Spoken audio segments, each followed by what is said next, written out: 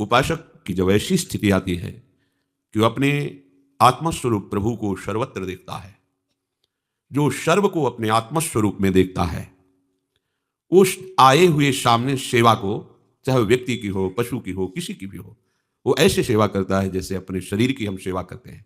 इसमें दो बातें हैं। एक है कि बहुत प्रियता से सेवा करते हैं अपने शरीर की। दूसरी बात है, हम शरीर की सेवा करने के बाद कोई पुण्य लाभ या कोई हमारा यश कीर्ति करे, ऐसी आकांक्षा नहीं होती, क्योंकि मेरा शरीर है। ऐसे ही संपूर्ण चराचर को श्री भगवान कहते हैं वो अपने शरीर की उपमा से सब जगह सुख दुख का अनुभव करता है। सब सुखी हैं, सब आनंदित हैं, ऐसा उसका भाव रहता है। आनंदित रहें, सुखी रहें। पर यह भाव तभी रह सकता है जब आप सीमा से हटे। आपने अपनेपन को कुछ सीमा में जोड़ रखा है, अपने शरीर की सीमा में, अपने शरीर के संबंधियों की सीमा में। बस किसी को भी दुख हो, हमें सुख होना चाहिए, और सब चाहे जितने भूखे प्यासे कष्ट सहे, बस जो हमारे सगे स्नेही संबंधी हैं इनको सब सुख प्राप्त हो। बस ये मोह ग्रसित सीमा का जब तक आप नाश नहीं करेंगे, तब तक सार्वभौम श्री भगवान की सच्ची उपासना नहीं होगी। विश्वंभर भगवान सब रूप, वास्तविक सत्य, वही सब रूपों में खेल रहे। वो आपका अशुभ नाश करने के लिए सेवा का अवसर देते हैं। पशु पक्षी व्यक्ति आदि के रूप में हमारे सामने ऐसी परिस्थिति आती है कि हमें सेवा करनी चाहिए, तो हमें उस समय उस सेवा का उल्लंघन नहीं करना चाहिए। प्राप्त सेवा को भगवत कृपा मान करके, वो भगवत प्रसन्नता के लिए, चाहे वो कोई भी हो, कोई भी पशु पक्षी हो, मनुष्य हो, कोई सेवा के समय ये नहीं देखा जाता कि ये कौन है। भावना की जाती मेरे प्रभु हैं, मुझे सेवा का अवसर दिया है। पर हमारी तो दशा ही कुछ भी अलग है। हम प्रभु की भी सेवा करते हैं तो सौदेबाजी के साथ, बिना सौदे की प्रभु की भी सेवा नहीं करते। कि देखो कैसी हमारी बुद्धि गिर चुकी है। बिहारी जी, आपके लिए फूल बंगला 5 लाख का बनवाएंगे, आप हमारा ये काम कर दीजिए। आप विचार करो, क्या तुम बोल रहे हो, तुम्हें समझ में नहीं आ रहा? ये रुपया ले लो, ये फूल बंगला बनवा दे रहे हैं, तुम्हें 56 भोग पवा देंगे, तुम ये मेरा काम कर दो। जैसे किसी व्यक्ति से कहा जाता है तुम्हें 5 लाख रुपए देंगे, तुम्हें एक बंगला भी दे देंगे, तुम्हारी व्यवस्था कर देंगे, उस दुश्मन को मार दो, या अमुक कार्य कर दो, या अमुक कार्य कर दो। कौन हो आप? भक्त हो आप भगवान की सेवा कर रहे हो, आप भगवान की उपासना कर रहे हो कि उनको आदेश कर रहे हो? मालिक तुम बन गए अपने शरीर के, अपनी कामनाओं के। कहां हो तुम मालिक? शरीर पर तुम्हारा अधिकार है, जब जहां जो जैसा होना वैसा हो जाएगा, तुम रोक पाओगे? अरे, प्रभु को प्रभु की जगह रखो, प्रभु को नौकर बनाने की कोशिश मत करो। प्रायः प्रायः हम भक्त कहलाते हैं, हम सेवक कहलाते हैं, और स्वामी के साथ बर्ताव कैसा करते हैं? तुम्हें हम पाठ सुना देंगे, तुम्हारे मंत्र का इतना जप करेंगे, पर इतना काम करना होगा आपको। क्या क्या है तुम्हारी बुद्धि? बोले फिर हमारा काम कैसे चलेगा? तुम्हारी मांगे बिना वो समझेंगे थोड़ी तुम्हारी बात। हरे, अनंत माताओं में वात्सल्य समुद्र प्रभु का एक अंश विराजमान है। अनंत माताओं में वो अपने प्राणों की बाजी लगा करके अपने सेविक पुत्र की रक्षा करेगी। किस समय क्या उसको पवाना है, कैसे रखना है, ये बच्चे का विषय नहीं है। बच्चा तो निश्चिंत रहता है, ये सारी चिंता मां को रहती है। अनंत माताओं का वात्सल्य प्रभु के वात्सल्य समुद्र का, अगाध वात्सल्य समुद्र का एक बिंदु है। ऐसे प्रभु को तुम्हें कहना पड़ेगा कि हमारी ये व्यवस्था कर दो। क्या समझे हो तुम प्रभु को? क्या समझे? तुम भक्त हो? विचार करना। देखो ये सत्संग है, अगर आप इसे ठीक से श्रवण करेंगे, मनन करेंगे, तो आप बहुत जल्दी, जो साधनाओं से काम नहीं बनता वो इससे बन जाता है। इसलिए सत्संग के बराबर कोई नहीं साधन रखा गया है। तात स्वर्ग अपवर्ग सुख धरी, तुलाय कंग तूल न ताहि सकल मिली, जो सुख लव सत्संग। हम प्रभु के हैं, इसकी पहचान यही है कि प्रभु की जगह केवल प्रभु होने चाहिए।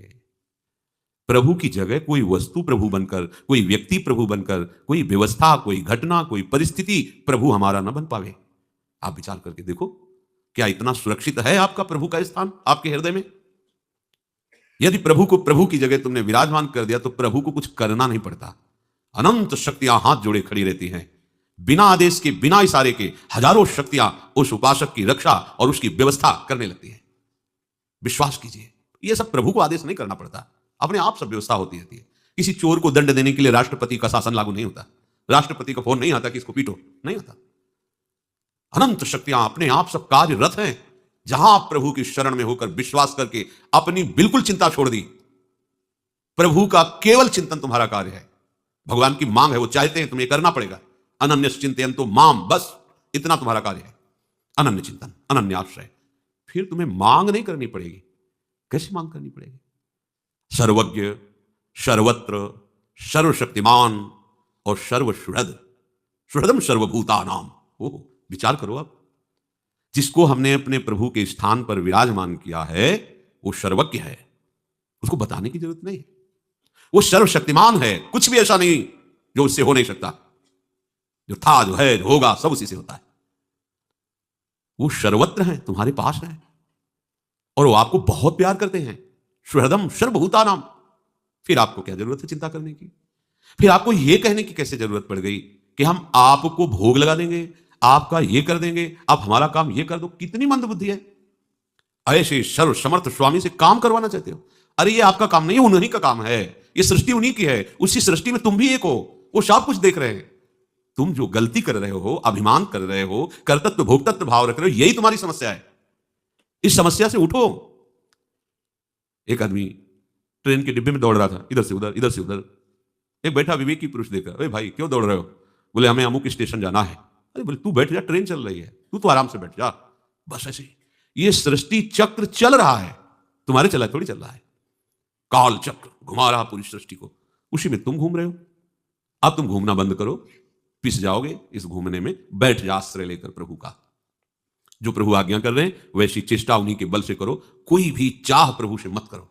वो सब जान रहे हैं, बिना मांगे अन मांगे आगे आवेगो जीव पल लागे पल को, श्री स्वामी हरिदास जी महाराज कह रहे हैं। तुम्हें तो केवल हरिभज हरिभज, छाणी न मान नर्तन को, मति बंछय रे तिल तिल धन को, अन मांगे आगे आवेगो जीव पल लागे पल को। हरि प्रतिपल तुम्हें केवल भजन करना है। भजन करने वाले के जीवन में प्रभु की कृपा कवच बनकर के उपस्थित हो जाती है। कोई उसे बाधा नहीं पहुंचा सकता, किसी भी तरह की आंतरिक न बाह्य। और प्रभु की कृपा कामधेनु बनकर के उसके पास रहती है। जहां जो आवश्यकता होती है वो बहुतायत, जिधर देखो बहुतायत, क्योंकि साक्षात भगवत कृपा वहां विराजमान है। इसे आप ऐसा न कहें कि ये तो किसी महापुरुष के पास होती होगी, नहीं। भगवान के वचन की सत्यता है। और वो कह रहे सब पर मोरी बराबर दाया। लो, प्रभु कह रहे मानो ना ये बात, सब पर मोरी बराबर दाया। मैं सबको प्यार करता हूं, बराबर प्यार करता हूं, तो मेरे को समझ में क्यों नहीं आ रहा? क्योंकि दया का उल्टा करो, याद। तुम प्रभु को अपनी याद में नहीं बसाए, संसार को बसाए हो, इसलिए उनकी दया को तुम नहीं समझ पा रहे हो। तुम याद में हो तो उनकी दया का प्रतिपल तुम्हें अनुभव होगा। उपासक, ये श्लोक बड़ा महामहिम है जो भगवान कह रहे हैं। जब तक ये बात नहीं आती तब तक उपासना रंग नहीं लाती। चराचर जगत मेरे भगवान का स्वरूप है।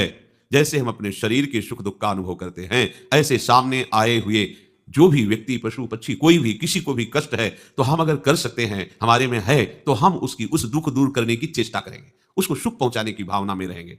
पर ये तभी हो सकता है जब हम प्रभु को लेकर चलेंगे, अन्यथा नहीं कर सकते।